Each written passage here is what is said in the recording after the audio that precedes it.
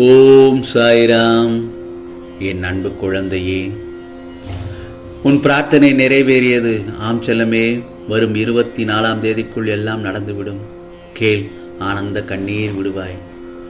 வாழ்க்கையில் உண்மைக்கும் கற்பனைக்கும் வித்தியாசம் நிறைய இருக்கிறது.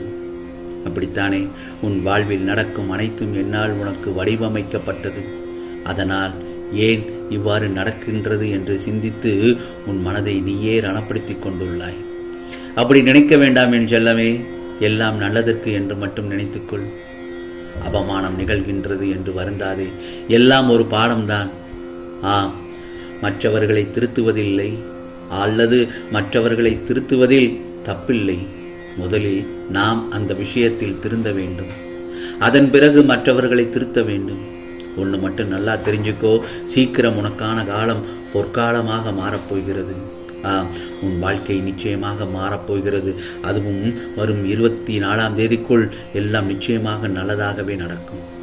நிச்சயம் என் அருள் வாக்கையும் ஆசீர்வாதத்தையும் நீயும் உன் குடும்பமும் பெற்று மகிழ்ச்சியாக வாழப்போகிறீர்கள் என் செல்லமே.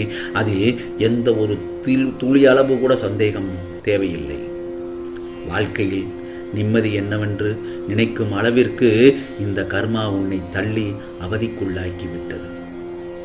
அதனால் நீ எதை பற்றி பேசினாலும், எந்த திசை திரும்பினாலும் ஏதாவது ஒரு பிரச்சனை ஏதாவது ஒரு உருவத்தில் வந்து உன்னை தாக்குவதாக உணர்கின்றாய் அல்லவா?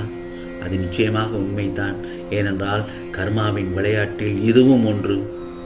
ஆனால் நாரதர் கலகம் நன்மையில் முடியும் என்பதை போல நமக்கு வருகின்ற துன்பங்களிலிருந்து நாம் இன்பம் பிறக்கின்றது. நம்முடைய கர்மாவை நாம் மட்டும்தான் அனுபவித்து கழிக்க முடியும். நமக்காக மற்றவர்கள் அதை அனுபவிக்க முடியாது, கழிக்கவும் முடியாது. ஆனால் மற்றவர்களால் நம் கர்மா கழியும். உதாரணத்திற்காக நம்மை ஒருவர் அசிங்கப்படுத்துகிறார்கள், நம்மை ஒருவர் அவமானப்படுத்துகிறார்கள், நம்மை ஒருவர் கெடுக்க நினைக்கிறார்கள், நம்மை வீழ்த்த நினைக்கிறார்கள், அல்லது நம்மை யாராவது ஒருவர் தாக்குகின்றார்கள் என்றால் நம்முடைய கர்மாவை அவர்கள் கழிக்கிறார்கள் என்று அர்த்தம். அதாவது நம்மளுடைய கர்மாவை அவர்கள் பெற்றுக்கொண்டு நமக்கு மோட்சம் அளிக்கிறார்கள். அதை தான் உனக்கும் நீ செய்யும் ஒருவரை அவமானப்படுத்தும் போது, கஷ்டப்படுத்தும் போதும் அவர்களுடைய கர்மாவை நீ பெற்று உன்னுடைய கர்மாவை அதிகப்படுத்திக் கொள்கிறாய் என்று அர்த்தம். முடிந்தவரை அதிகப்படுத்திக் கொள்வீர்கள் என்று அர்த்தம். முடிந்தவரை நன்மைகள் செய், நன்மைகளை மட்டுமே செய். அப்படி நன்மைகளை செய்யாவிடால் தீமைகள் செய்வதை முற்றிலும் கைவிட்டுவிடு. அப்பொழுதுதான் முடிந்தவரை நல்லதை செய்தால் நல்லதை பேசுங்கள், நல்லதை செய்யுங்கள். நம்மை சுற்றி நல்ல விதமான சக்தியை உணரக்கூடிய அனைத்து விஷயங்களையும் செய் என்று உன் சாயப்பா உன்னிடம் சொல்கிறேன். நிச்சயம் உன் வாழ்க்கை ஒளிமயமாக இருக்கும். அப்படி நீ என்னுடைய பேச்சை கேட்டு நடந்தால் சந்தோஷமாக அமையும். வாழ்க்கையில் நிம்மதி என்றென்றும் நிலைத்திருக்க வேண்டும் என்றால் பிரச்சனைகளையும் பிரச்சனைக்கு உரியவர்களையும் தூரத்தில், வெகு தூரத்தில் வைக்க வேண்டும். தேவையில்லாமல் உன்னை சுற்றி உள்ளவர்களிடம் கோபத்தை காண்பிப்பது மிக மிக தவறு. நாம் செய்யும் இடத்திலோ, வேலை செய்யும் இடத்திலோ, அல்லது வேறு எங்கும் செல்லும் இடத்திலோ நம்மை ஒருவர் தாக்கும்போது அது பேச்சால் அல்லது வேறு ஏதாவது ஒன்றில் நம்மை அவர்கள் கஷ்டப்படுத்தும் போது அந்த கோபத்தையும் வெறுப்பையும் நம்முடன் இருக்கக்கூடிய உறவுகளிடமோ அல்லது நம்மை நம்பி வந்தவர்களிடமோ அதை காண்பிக்கவே கூடாது. நல்ல விஷயங்களுக்காக மனதில் மாற்றங்களை ஏற்படுத்தி கொள்ளலாமே தவிர வேறு எதற்காகவும் உன்னை மாற்றிக்கொள்ளாதே. ஏனென்றால் நீயாக வாழ்க்கை வாழ ஆசைப்படு. வாழ்க்கையை சிறந்த ஆசானாக உன்னை வழி நடத்தும் அந்த வாழ்க்கையை. ஆகவே உன்னை முந்திச் செல்பவர்களை கண்டு கண்கலங்காதே. உனக்கான வெற்றியை உன்னால் மட்டுமே நிரப்ப முடியும் அந்த இடத்தில். ஆகவே உன் சாயப்பா சொல்வதை சற்று கவனமுடன் கேள். இந்த உலகத்தில் தூற்றுபவர்கள் இருந்து கொண்டேதான் இருப்பார்கள். அதை எல்லாம் கண்டுகொள்ளாமல் நம் லட்சியத்தை அடைய முடியாது. உன் கடமையை நீ செய்து கொண்டே செல். உன் மனம் என்பது எப்போதும் கனத்த அமைதியுடன் இருக்கின்றது. சில நிகழ்வுகளின் வெளிப்பாடுதான் உன் மனதை பாதித்து இப்படி நொறுங்கி போய் இருக்கிறாய். உண்மையில் ஒவ்வொரு மனிதனும் தன்னுடைய மனதை நிம்மதியாக வைத்துக் கொள்ள வேண்டும் என் செல்லமே.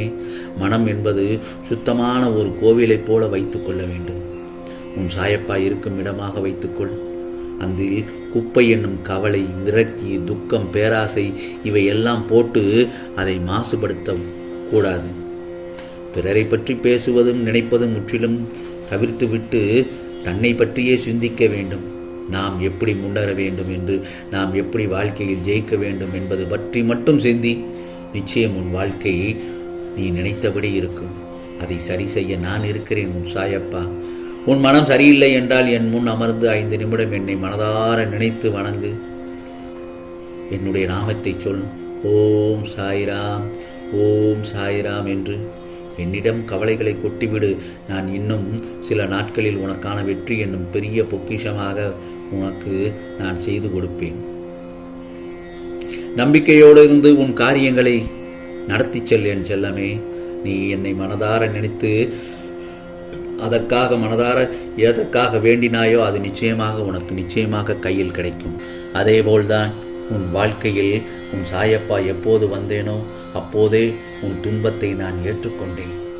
விரைவில் மகிழ்ச்சியான வாழ்க்கை பரிசளிக்கப் போகிறேன். புறப்படும் போது நீ தூரத்தை பார்க்காதே, உன்னுடைய இலக்கை பார்.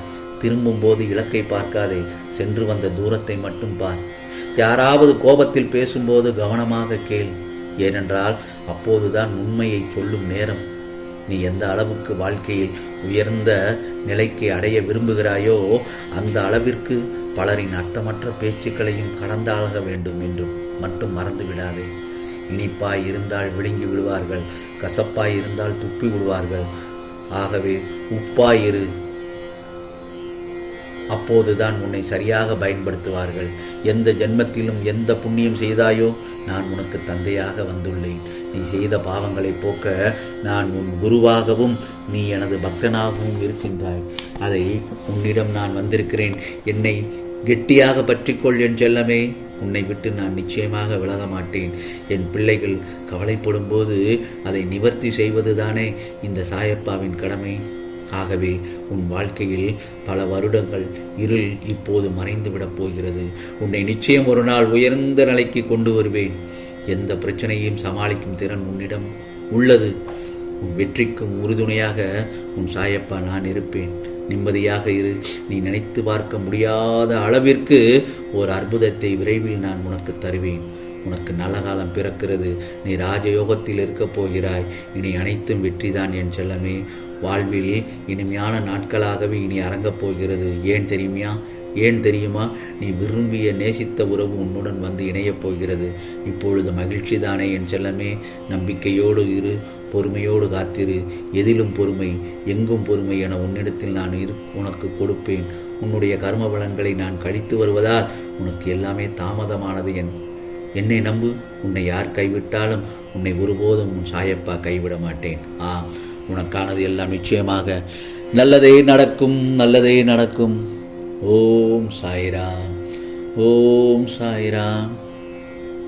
ராம்ஜி அருள் கிடைக்கட்டும்.